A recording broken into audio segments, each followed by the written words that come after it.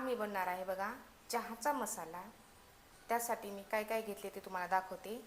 10 विलायच्या घेतलेल्या आहेत, एक दालचिनीचा तुकडा घेतलेला आहे, 5 लवंगा घेतलेल्या आहेत, थोडा ओवा घेतलेला आहे, हळदीचा एक कोंब घेतलेला आहे बघा,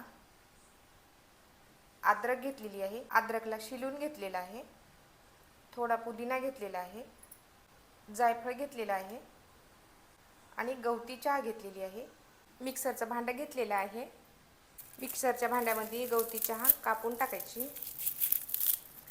हळदीचे कोंब टाकायचे बघा, पुदिना टाकायचा, जायफळ थोडंच घेतलं जायफळ, दालचिनीचा तुकडा, 10 विलायच्या, 5 लवंगा, कापलेली अद्रकचे तुकडे।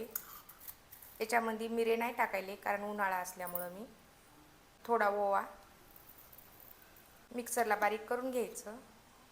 मिक्सरला बारीक करून झालेला आहे बघा, जास्त बारीक पण नाही करायचं, याप्रमाणे करायचं। काचाची भरणी घेतलेली आहे, काचाच्या भरणीमध्ये भरून ठेवायचं। जेव्हा बी आपल्याला चहा बनवायची मसालेवाली त्यावेळेस टाकायचं, खूप छान चहा होते। काचाच्या भरणीमध्ये भरलेला आहे बघा चहाचा मसाला।